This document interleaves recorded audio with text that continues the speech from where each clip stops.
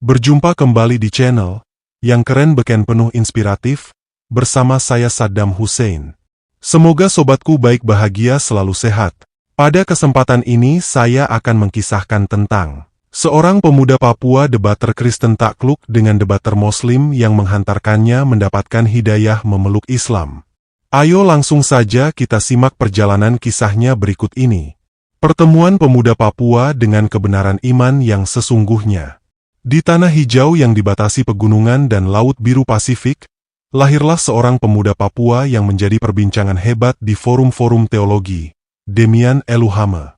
Ia adalah anak dari pendeta lokal yang tumbuh besar di lingkungan gereja kecil di pinggiran Jayapura. Sejak remaja, Demian telah dikenal sebagai anak jenius, tak hanya fasih dalam bahasa Inggris dan Indonesia, tapi juga menggandrungi bahasa-bahasa kuno, Ibrani dan Yunani Koine, bahasa asli dari Alkitab. Ketika usianya menginjak 20 tahun, Demian mulai aktif di berbagai forum debat apologet Kristen. Ia tak hanya dikenal karena wajah khas Melanesianya yang karismatik, tapi juga kepiawaiannya mengutip ayat-ayat dari Perjanjian Lama dalam bahasa Ibrani dan menyanggah lawan-lawan debatnya dari kalangan Muslim dengan kutipan Perjanjian Baru dalam bahasa Yunani. Di layar debat daring, nama Demian Eluhame menjadi magnet.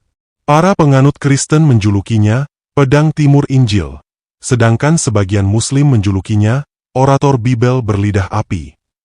Namun, semua berubah saat ia mulai berdebat dengan seorang dai muda asal Jogja bernama Ustaz Ayub Zakaria, seorang mantan pastor yang masuk Islam dan menguasai pula bahasa Ibrani dan Yunani. Debat pertama, siapa nabi yang dijanjikan? Ustaz Ayub, Demian, Anda fasih Ibrani. Maka bacakan kepada kami kitab Ulangan 18 nomor 18, lalu jelaskan kepada pemirsa, siapakah nabi seperti Musa itu? Demian tanpa ragu membuka salinan Tanakh versi Ibrani. Nabi akan kubangkitkan dari tengah saudara-saudara mereka seperti engkau, dan aku akan menaruh firmanku dalam mulutnya, dan ia akan mengatakan kepada mereka segala yang kuperintahkan kepadanya. Demian menjelaskan panjang lebar bahwa ayat itu menunjuk kepada Yesus, Isa, yang datang dari garis keturunan Yahudi, saudara sebangsa Musa. Namun Ustaz Ayub tersenyum tipis. Tunggu, saudaraku. Bukankah Musa adalah keturunan Lewi, sedangkan Isa dari keturunan Yehuda? Sementara Muhammad berasal dari saudara Bani Israel, yakni keturunan Ismail? Bukankah disebut, dari tengah saudara mereka, bukan dari bangsa mereka sendiri? Demian terdiam beberapa detik. Komentar YouTube memanas. Penonton 1, wih, mulai kebakar nih Demian. Penonton 2, Ayub pancing dia pakai bahasa Ibrani, mantap. Demian mencoba memutar balik argumen, tapi Ustaz Ayub lanjut. Juga lihat kalimat, aku akan menaruh firmanku dalam mulutnya. Bukankah Rasulullah Muhammad tidak membaca dan menulis, tapi menerima firman yang langsung diucapkannya dari wahyu Jibril? Demian merespons dengan kutipan Injil Yohanes 14 nomor 16. Yesus berkata, aku akan minta kepada Bapa, dan ia akan memberikan kepadamu seorang penolong yang lain, supaya ia menyertai kamu selama-lamanya. Itu Roh Kudus, bukan Muhammad. Tapi Ayub menggeleng. Dalam bahasa Yunani, kata yang digunakan adalah parakletos. Tapi, tahukah kamu bahwa beberapa manuskrip kuno menulis periklutos, yang artinya, yang terpuji? Dalam bahasa Arab, Muhammad. Kali ini, Demian mulai goyah. Ia membuka teks Yunani yang ia simpan sendiri, dan memang ada catatan kecil dari salah satu naskah kuno Alexandria, Periklutos. Ia belum pernah memperdebatkan ini sebelumnya. Kini, wajahnya mulai memucat di depan layar. Akhir debat pertama. Usai debat, Demian terdiam sendiri di kamar kecilnya di Jayapura. Di balik laptop dan setumpuk buku tafsir, ia mulai membuka kembali semua terjemahan dan manuskrip yang ia punya. Di hatinya tumbuh keresahan baru. Mengapa ayat-ayat itu bisa ditafsirkan sedalam itu oleh pihak Muslim?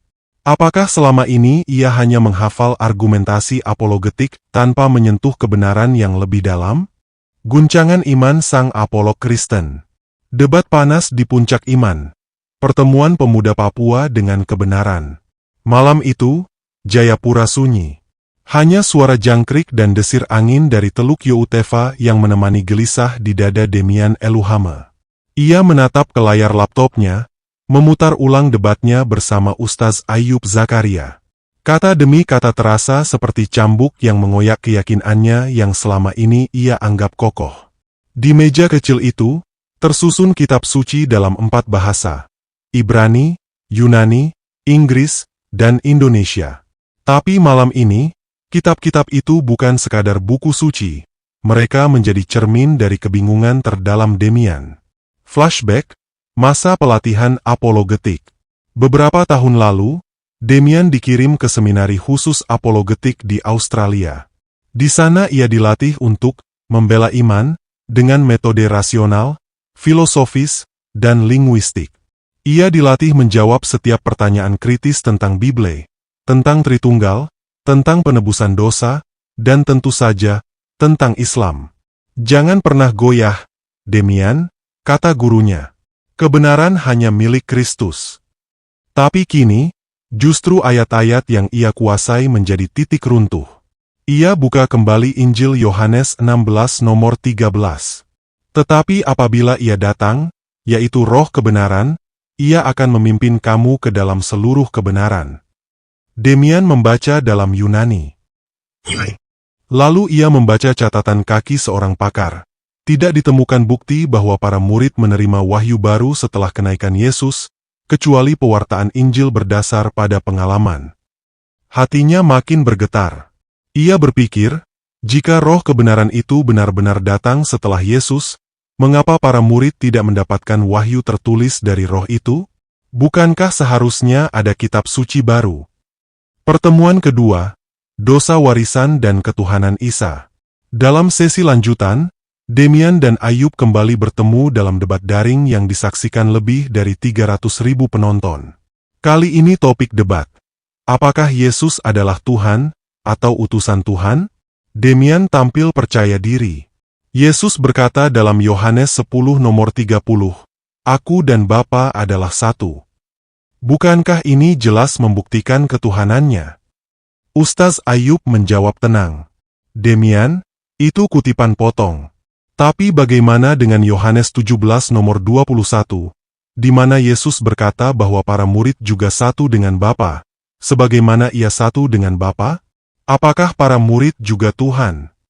Komentar meledak lagi. Penonton 1, boom! Ayub kena di logika. Penonton 2, Demian banyak akal, tapi Ayub pakai akal dan dalil. Lalu Ayub melanjutkan. Demian, jika Yesus adalah Tuhan, mengapa ia berkata dalam Markus 13 nomor 32 bahwa, tentang hari dan saat itu, tidak ada yang tahu bukan anak, hanya Bapa? Tuhan kok tidak tahu kiamat? Kali ini Demian menahan napas. Ia tahu ayat itu. Ia pernah menyimpannya dalam lembaran debat, tapi hari ini, ayat itu seolah menjawab dirinya sendiri. Pukulan pamungkas, di manakah Injil yang diturunkan? Debat memasuki puncaknya ketika Ayub bertanya, Demian, Anda pasti tahu bahwa Quran menyebutkan Injil adalah wahyu yang diberikan Allah kepada Nabi Isa. Tapi dalam Bible hari ini, tidak ada kitab yang ditulis langsung oleh Isa. Semua Injil, Matius, Markus, Lukas, Yohanes, bukan tulisan Isa. Demian mencoba menjawab, tapi Injil Yohanes memuat ajaran Yesus secara lengkap. Ayub, tapi bukan ditulis oleh Yesus. Dan Injil Markus, versi paling awal, bahkan tidak mencantumkan kisah kebangkitan Yesus. Ayat 16 nomor 9 sampai nomor 20 itu tambahan abad kedua. Bukan asli. Demian menunduk. Ia hafal kritik tekstual itu. Ia tahu bahwa banyak manuskrip Alkitab memiliki variasi ayat. Tapi kini, kritik yang dulu ia pakai untuk menyerang Muslim soal Al-Quran, justru kembali menghantam keyakinannya sendiri. Malam yang membakar dada. Usai debat, Demian tak tidur. Ia membaca Al-Quran terjemahan. Ia menangis saat sampai pada surat Maryam ayat 30 sampai ayat 33. Sesungguhnya aku ini hamba Allah, Dia memberiku kitab dan menjadikan aku seorang nabi. Ayat itu seolah ditujukan langsung kepada dirinya. Isa bukan Tuhan. Isa bukan anak Tuhan. Ia adalah hamba Allah, seperti Musa, seperti Ibrahim. Dan setelah Isa, datanglah nabi terakhir, Muhammad Shallallahu Alaihi Wasallam. Demian menutup kitab-kitabnya. Matanya tapi hatinya tenang. Untuk pertama kalinya dalam hidupnya, ia tidak lagi membela agama, ia mencari kebenaran. Dan kebenaran itu mulai menyala dalam jiwanya. Bukan dalam bahasa Ibrani atau Yunani, tapi dalam kalimat sederhana. Asyhadu an la ilaha illallah. Wa asyhadu anna Muhammadan Rasulullah. Sahabat inspiratifku yang berbahagia. Pagi itu di Jayapura, mentari menyelinap lembut di balik kabut pegunungan Cyclops. Tapi suasana hati Demian Eluhame seperti badai yang reda. Setelah malam panjang penuh tangis, kini yang tersisa hanya keheningan, dan keyakinan baru yang mulai tumbuh dari reruntuhan keimanan lamanya. Di hadapannya terbuka mushaf Al-Quran yang ia beli secara sembunyi-sembunyi 3 bulan lalu, saat diam-diam mulai tertarik dengan Islam. Hari ini, ia tidak lagi membaca dengan prasangka. Hari ini, ia membaca sebagai pencari kebenaran. Kejutan dunia debat, video yang viral. Seminggu setelah debat pamungkas bersama Ustaz Ayub, potongan video saat Demian terdiam panjang setelah ditanya tentang Injil asli Nabi Isa, viral di TikTok dan YouTube. Judulnya menyentak publik. Apologet Kristen diam membisu ditanya, di mana Injil asli Nabi Isa? Channel-channel Islam dan Kristen membicarakannya. Ada yang menganggap Demian kalah debat. Ada pula yang mengatakan ia sedang dalam proses pencerahan. Seorang dosen teologi dari Surabaya mengomentari, jika orang sekuat Demian Eluhame mulai goyah, maka ini menunjukkan betapa bahayanya debat tanpa dasar iman yang kuat. Kita doakan dia kembali ke pangkuan salib.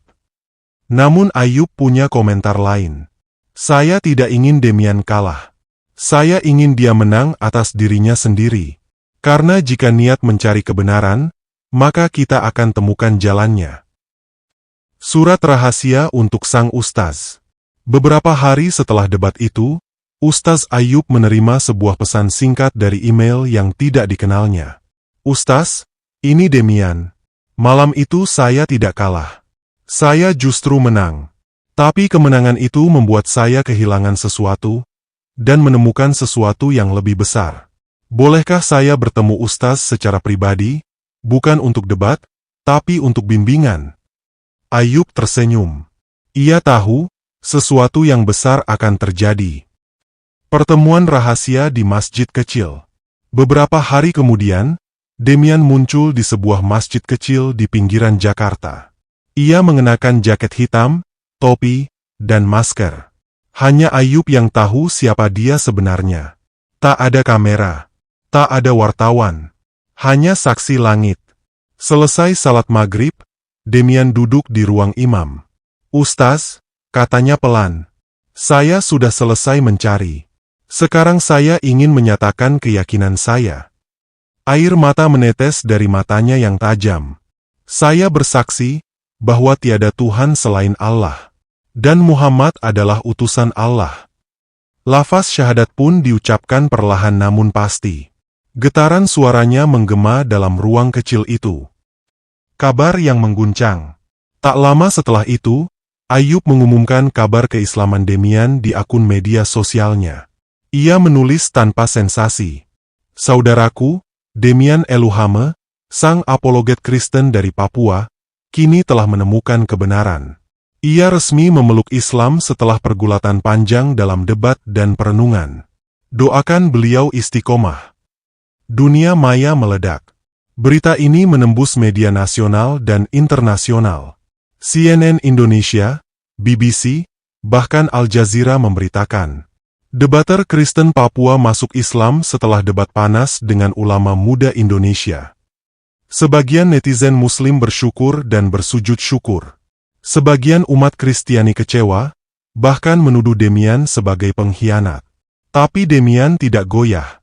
"Saya tidak meninggalkan Yesus," katanya dalam sebuah wawancara pertama pasca mualaf. "Saya justru menemukan misi sejatinya, bahwa dia hanyalah utusan Tuhan, dan telah mengabarkan tentang nabi yang datang setelahnya." Ia mengutip sendiri ayat favorit lamanya. "Jika aku tidak pergi, penolong itu tidak akan datang kepadamu." Yohanes 16:7. Penolong itu, kata Demian, adalah Muhammad Shallallahu Alaihi Wasallam. Kini Demian menjadi narasumber berbagai forum dakwah lintas agama. Tapi bukan lagi untuk menyerang, melainkan menjembatani. Ia berbicara tentang pengalaman spiritual, tentang kehancuran ego, dan tentang cahaya yang muncul dari kegelapan. "Aku bukan lagi apologet yang haus menang debat," katanya. "Aku hanya hamba Allah yang ingin terus belajar." Ia mulai menghafal Al-Quran, pelan-pelan. Dari terjemahan, ke tajwid, lalu ke tahfidz. Di satu sesi YouTube-nya, ia menutup dengan kalimat sederhana. "Aku telah kehilangan popularitas, tapi aku telah menemukan kedamaian. Aku kehilangan panggung, tapi aku telah menemukan sujud. Dan sujud itulah rumahku kini." Dari debat ke dakwah. Dari salib ke sujud, sang pemuda apolog Kristen Papua menuju cahaya petunjuk Allah Ta'ala. Setahun setelah mengikrarkan 2 kalimat syahadat. 1 tahun telah berlalu sejak Demian Eluhame mengucapkan syahadat. Dunia telah melihat transformasi luar biasa. Ia tak lagi dikenal sebagai Demian sang pembantai argumen Muslim, tapi kini sebagai Demian Eluhame, dai berdarah Papua yang bersinar dalam dakwah lintas agama. Hari-harinya tak lagi dihabiskan dengan riset untuk menumbangkan ayat Al-Quran, melainkan menghafalnya. Tak lagi sibuk mencari kontradiksi Bible, tetapi membimbing mereka yang dulu satu keyakinan dengannya agar memahami siapa Isa Al-Masih yang sebenarnya. Kuliah lagi di Madinah. Atas rekomendasi Ustaz Ayub dan beberapa tokoh, Demian diterima kuliah di Universitas Islam Madinah, jurusan Akidah dan Dakwah. Ia menjadi mahasiswa istimewa karena latar belakangnya sebagai mantan apolog dan penguasaan bahasa Ibrani serta Yunani. "Saya ingin berdakwah dengan ilmu, bukan emosi," katanya dalam satu wawancara di TV nasional Arab Saudi. Di asrama mahasiswa, ia dikenal rendah hati. Tapi saat masuk ruang kuliah, ia seperti singa laut Papua, tajam, cepat, dan bertenaga. Tak sedikit dosen yang kagum dengan analisisnya ketika membandingkan Injil kanonik dan non-kanonik, serta tafsir ayat-ayat Al-Quran yang berbicara tentang Nabi Isa. Kembali ke tanah Papua. Setelah 2 tahun menimba ilmu, Demian pulang ke Jayapura. Di sana, ia tak membangun masjid mewah atau pesantren megah. Ia hanya membuka rumah dakwah kasih, sebuah pondok sederhana di kaki gunung, tempat anak-anak muda dari berbagai latar belakang bisa belajar tentang Islam, diskusi lintas agama, dan belajar logika debat secara santun. Minggu sore, ia sering menggelar dialog damai, sebuah forum diskusi antara para pemuda Kristen dan Muslim Papua. Ia tak lagi memposisikan diri sebagai lawan, tapi sebagai jembatan. "Aku pernah salah satu dari kalian," katanya. "Dan aku tidak datang untuk menantang, tapi untuk menyampaikan bahwa cahaya itu benar-benar ada." Debat terakhirnya, bukan untuk menang, tapi menenangkan. 3 tahun setelah syahadat, Demian kembali diundang dalam debat terbuka di Jakarta. Kali ini lawannya adalah seorang apologet Kristen terkenal dari Eropa Timur yang fasih bahasa Arab. Judul debat itu, "Apakah Isa Al-Masih adalah Tuhan atau utusan?" Tapi kali ini, Demian membuka debat bukan dengan argumen keras, melainkan dengan doa. "Semoga Allah menunjukkan kebenaran sebagai kebenaran dan memberiku kekuatan untuk mengikutinya. Dan semoga Allah menunjukkan kebatilan sebagai kebatilan dan memberiku kekuatan untuk menjauhinya." Dalam debat itu, ia tak menyerang. Ia memaparkan. Ia tak membantah dengan nada tinggi. Ia menuntun dengan fakta dan kelembutan. Ia menunjukkan bahwa Injil Yohanes, satu-satunya kitab yang banyak menyebut keilahian Yesus, ditulis paling akhir, berbeda gaya, dan banyak metafora yang disalahartikan secara harfiah. Ia juga membacakan Injil Markus 13 nomor 32. Tetapi tentang hari dan saat itu tidak seorang pun yang tahu, malaikat di surga tidak, anak pun tidak, hanya Bapa saja. Lalu ia berkata, "Jika Yesus adalah Tuhan, mengapa ia tidak tahu hari kiamat? Bukankah Tuhan Maha Tahu?" Maka ini bukan pengurangan kemuliaan, tapi penegasan bahwa Yesus hanyalah utusan. Sorak tak terdengar. Tapi keheningan dalam ruangan adalah tanda bahwa kata-katanya menusuk jauh ke dalam hati audiens. Kini, Demian telah menulis buku, Aku Tidak Menemukan Tuhan dalam Debat, tapi dalam Sujud. Buku itu menjadi bestseller dan diterjemahkan ke dalam 9 bahasa, termasuk Ibrani dan Yunani. Bahasa yang dulu ia gunakan untuk mencari kebenaran, kini ia gunakan untuk menyebarkannya. Ia punya YouTube channel dengan jutaan subscriber, bukan karena sensasi, tapi karena kesaksian dan kelembutannya dalam berdakwah. Dalam salah satu videonya yang viral, ia berkata, "Aku pernah jadi pembela Yesus sebagai Tuhan. Kini aku menjadi pengikut Isa sebagai utusan Allah. Dan aku bangga menyebut namanya bersanding dengan Muhammad Shallallahu Alaihi Wasallam. Dan kini aku tahu, Islam bukanlah agama Timur Tengah. Islam adalah agama kebenaran, dan aku, anak Papua, telah menemukannya." Sahabat inspiratifku yang berbahagia, bagaimana kiprah Demian di dalam tekadnya untuk dakwah ke kampung-kampung Kristen pedalaman Papua, pertemuannya dengan keluarganya yang sempat menganggapnya murtad, dan bagaimana ia menyentuh hati mereka satu demi satu. Demikian kisah ini saya sajikan, semoga bermanfaat menambah literasi, cakrawala berpikir dan menginspiratif, untuk tetap berada di dalam kebaikan naungan cahaya petunjuk Allah Ta'ala di dalam kehidupan ini. Sampai berjumpa kembali di kisah inspiratif berikutnya. Atas segala perhatian dan dukungan sobatku saya ucapkan terima kasih. Semoga menjadi nilai kebaikan. Saya mohon pamit undur diri dengan mengucapkan, wassalamualaikum warahmatullahi wabarakatuh.